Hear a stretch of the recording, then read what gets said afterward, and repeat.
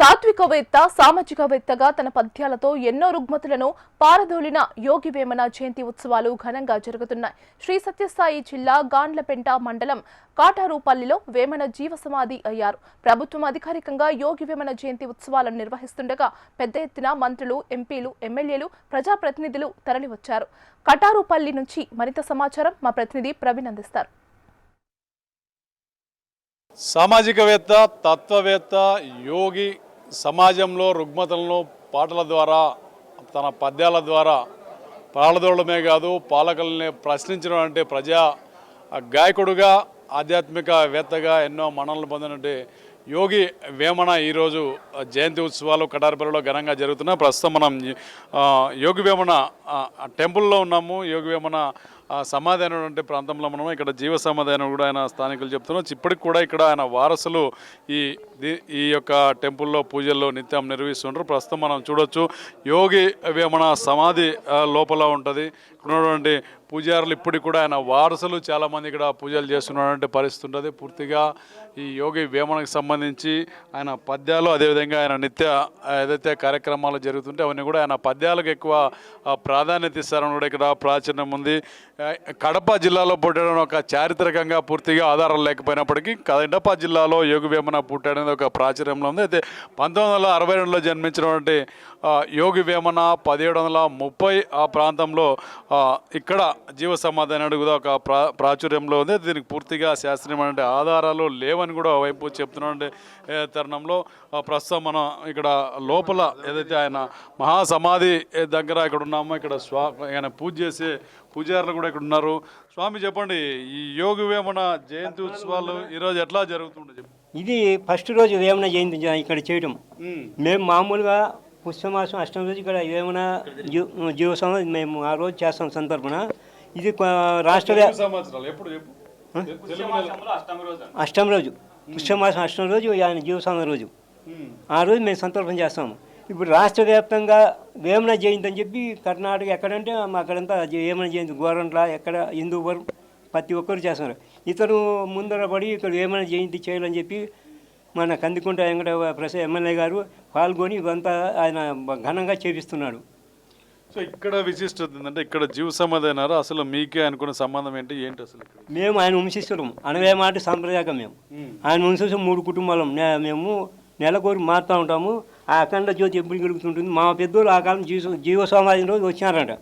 వచ్చి పూజ పునస్కారం ఎప్పటికీ జరుగుతున్నాయి. ఇక్కడ అగ్గిసేవ ఆ కట్నం ఉండేది పైన ఆ కట్నం అగ్గిసేవ చేస్తాం ఆయనకు. ఆ రోజు సంతర్పణ పొద్దు చేస్తాం. మళ్ళీ ఉగాది అప్పుడు కూడా చేస్తాం. మేము నిత్య పూజ ఉంటుంది. 10 గంటలు 11 నైవేద్యం పెడతాము. సాయంత్రం 7 గంటలకు నిత్య పూజ ఉంటుంది. ఆయన పద్యాలకి ఇక్కడ ప్రాధాన్యత ఉంటుంది. ఇక్కడ ఏమి కార్యక్రమాలు జరుగుతాయి ముఖ్యంగా? ఇక్కడ మామూలు మనం పద్యాలు చదివి పూజ చేస్తాము. మనకి ఏది కాదు ఆయన పద్యాలు పాటిస్తాము. ఇక్కడ మన బ్రాహ్మణ వాళ్ళు ఇక్కడ రారు అన్నమాట. ఈయన వాళ్ళు ఇది చేసినాడు ఇక్కడ రావాలంటే వాళ్ళు రారు అన్నమాట. మేము ఆయన ముందు నుంచి ఎట్లా చేస్తాం అట్లే పద్యాల రూపంగా చేస్తాం. ఏంటంటే మొత్తం మీద చూస్తున్నాం ఏదైతే ఇప్పటికి కూడా ఈ ఆలయంలో ఏదైతే యోగి వేమన మహాసమాధి దగ్గర ఆయన ఎవరైతే వాళ్ళ వంశీయులు ఉన్నారో వాళ్ళు మాత్రమే ఇక్కడ పూజలు చేస్తుంటారు. ఇక్కడ ఏదైతే మిగతా ఆలయాలకి పూర్తిగా విరుద్ధంగా ఇక్కడ కార్యక్రమాలు కొనసాగుతుంటాయి. చాలామంది వాళ్ళ వారసులు ఇక్కడ ఉన్నారు. వేమారెడ్డి వారసులు అని చెప్పుకునే వాళ్ళు. ప్రస్తుతం మన దగ్గర వేమారెడ్డి ఉన్నారు. చెప్పండి ఇక్కడ అంటే ఈ ఊర్లో ముఖ్యంగా కటారుపల్లిలోనే యోగి వేమన ఇక్కడ జీవ సమాధి ఒక ప్రాచారం ఉంది. ఇట్లా మీరు రోజువారీ కార్యక్రమాలు ఎట్లా ఉంటాయి ఇక్కడ చెప్పండి? రోజువారీ ఆయన పొద్దున్నే భోజనం చేసి నైవేద్యం పడతాము. ఇక్కడ సాయంత్రం పూజ అవుతుంది అన్నమాట. నిత్య పూజ జరుగుతుంటుంది.